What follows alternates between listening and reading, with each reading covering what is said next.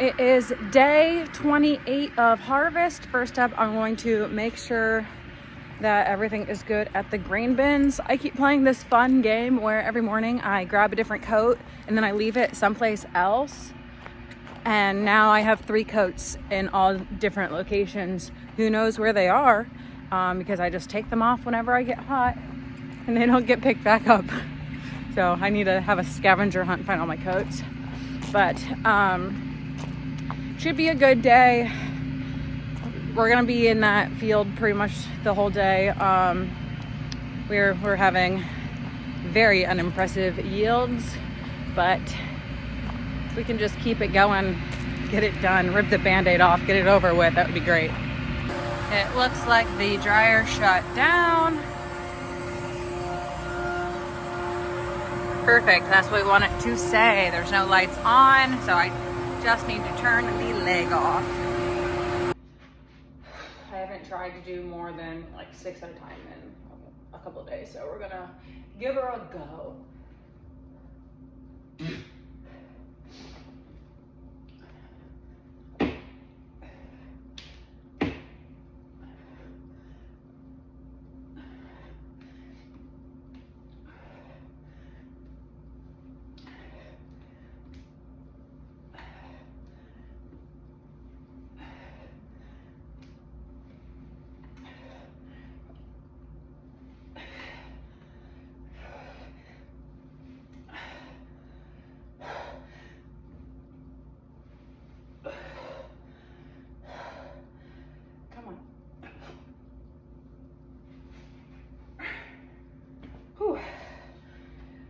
We did it. Okay, just came over here to check the oil, and this is what?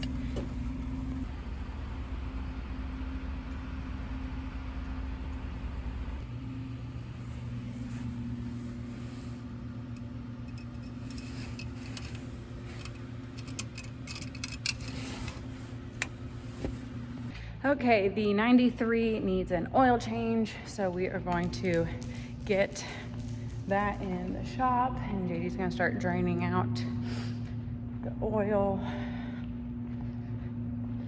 I'm tired.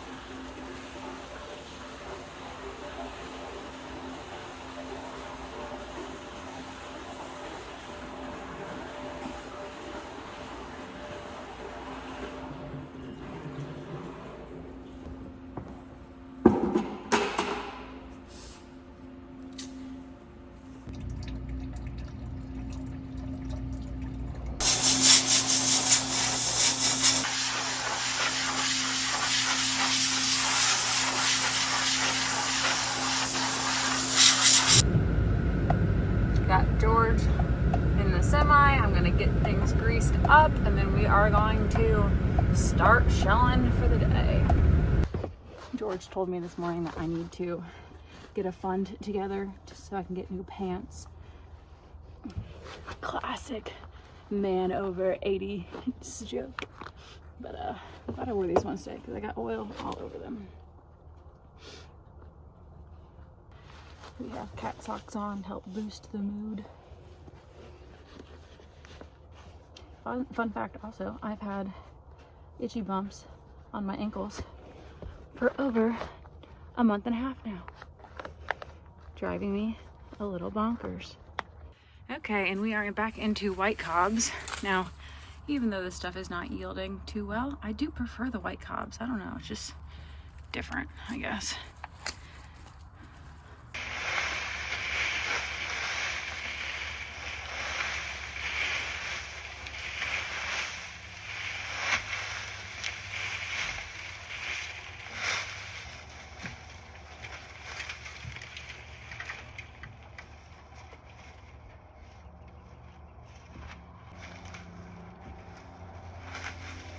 Windshield wiper works pretty good on the windshield. Yeah. I wish there was a wiper on both windows and on the... You want to get that mirror over? Yeah. You got a big black mark right in the middle of your forehead. Oh. I do believe I got more grease on me than the combine today. Okay, so we have this little section over here. I will just drive the car over and then walk back for a semi when we have room. I know this is terrible lighting and focus, but if you can see in there, you can see the little cut in the auger. That is what's causing our issue. We need to replace it, repair it, do something. That metal is just worn super, super thin in there, but we're just gonna let it hang on until the end of the season. This is a pretty decent drive we have right here, but we cannot use it because this line that is not in use hangs so low. We've tried to get people to take it down, but they haven't. So we're gonna have a little bit of a project going on before next spring here at this field. So there's this waterway that's here. There is a blowout that is working its way this direction. And then we have a waterway that's right there. And the water has come out of that waterway and really dug some pretty intense trenches. So this field, we've done a lot of minimum till and no-till in it to try to help stop that erosion. But we are gonna have the waterway kind of reworked, and then we're gonna put some CRP around the edge of it to kind of just keep that dirt soil locked in along that edge to prevent all of our nutrients and stuff from running away. Here's another look at it. So the CRP will extend all the way to the edge of that woods. That's where the, what do you call that? The line between my dad, I rent this from my dad, and then I rent past the woods from someone else. Also, I am just walking back to get the semi to bring it over to the other field, but out of principle, like I have to take these ears. Like I can't just leave them here. That'd be crazy. That is just a little bit of a difference there.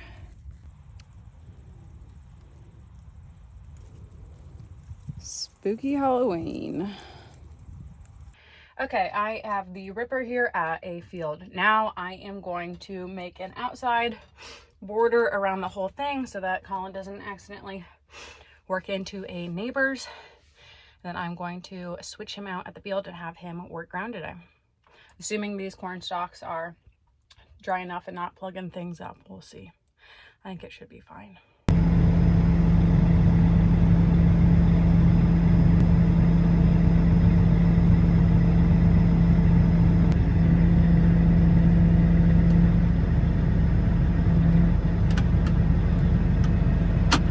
Okay, I have like 80% of this field opened up. I have 2 French drains in here, and I can't even see where they are from the weeds.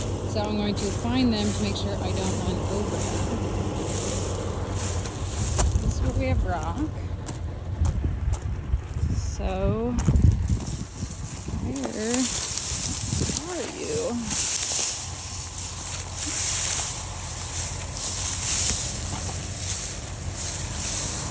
There we go. Okay, that's one. Jeez, weeds are bad. Okay, one drop is right there. And here is the second one. Okay, packing silverware and everything has come in handy once again. Didn't have any silverware for my cottage cheese, so woohoo! It's a win.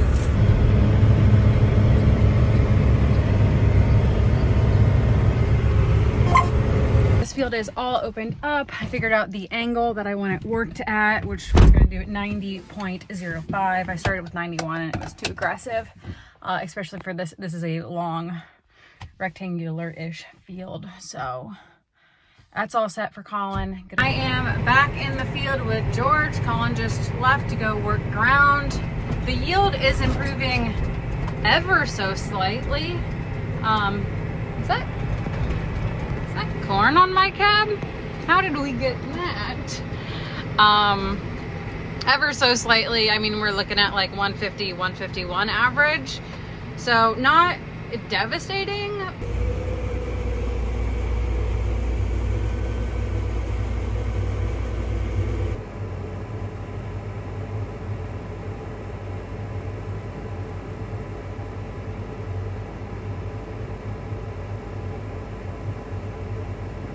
Got missed, so I'm going to pick them up.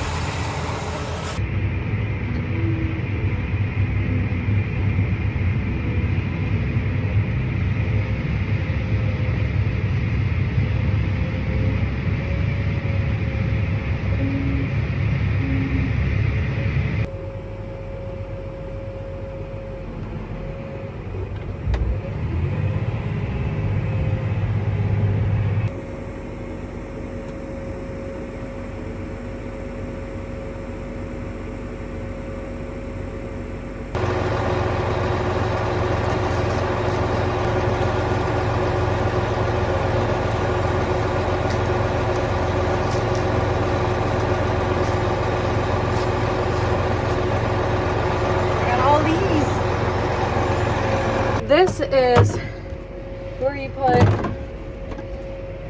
all the ears that the combine missed. This is where you put any that don't fit in there. And then you really start running out of room. We have here. Hopefully your combine doesn't miss that many ears. Okay, so this is what, whoops. This is what I was hoping for. And this is what we got. A little different. Now, for running the cart, I like to go back on a path where it has already been ran down by the combine. It's less wear and tear on the tires. And also I heard somewhere that 80% of compaction comes from the first pass. So basically I'm avoiding additional compaction elsewhere since this is already compacted from driving on it. Now, is that factual? I don't know. I did not fact check that. What I like to do is fill this second rung first, because if I start in the first rung, there's always a little bit of corn that will spray over the top and start bouncing off. So I just fill a bulk of the front hopper here. Then when it starts to fill up, I go back into that first one and then move forward. So it only sprays off for that little topping off of the first rung.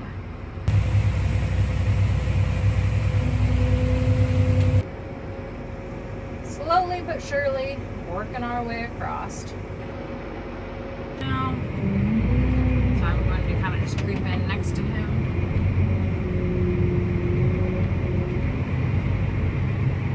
Spout out, so I'm going to make sure it opens all the way up before I go under. Fun fact, if he puts his spout away while I'm still under it, it will rip the spout off. That has happened before. So I'm just speeding up to get where I need to go. Then I'm just pulling speed down where I need to be. And I'm just making sure that I am driving straight. You can see right here, if I am between the J&M and the ladder, I'm in the right spot. You would think the ladder is the middle, but it's kind of looks are deceiving here, and because it kind of flings it a little to the one side. If you're between those two things, you're good. See, we're good. I hope we're good. We're not good. This is gonna be embarrassing. Also, the key is to not steer as much as you think you need to. Oversteering is a classic beginner mistake. So just a little bit of steering goes a long way. Depending on the size of cart you have, depends on how many dumps you can get on a cart. I could get another one on, but if I unload now, this might fill the semi, and I'd rather have a semi filled than have my cart half empty and wait to fill it. So the semi can always head when it gets to the field.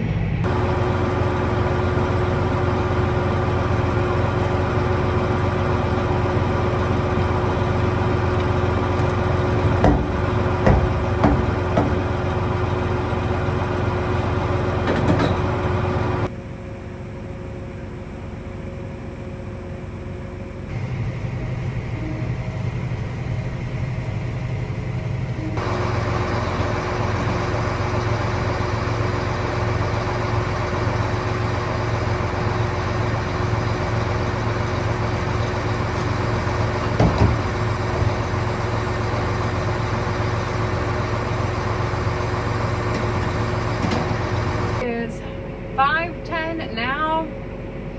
It feels like this day is kind of just dragging on. We have not had any breakdowns in a hot minute, knock on wood. So that's great. And I know we're getting down to the end. And the moment harvest is all wrapped up and over, I'll be like, man, I wish we farmed a few more acres so we could be back out there. But right now, I would love to just take a evening off, go to a nice restaurant, eat on a plate. But alas, we are here. It's all good. That perfect time of day where you just can hardly see anything. If at all possible, have the corn block the sun. Okay, George said that he wanted to be done by 6 or 6:30, so we're just gonna shell a little bit longer, and then since we have corn in the wet bin, plenty of stuff we need to dry, we will quit then as well. Gonna go grab dinner, and then I'm gonna switch out Colin with working ground.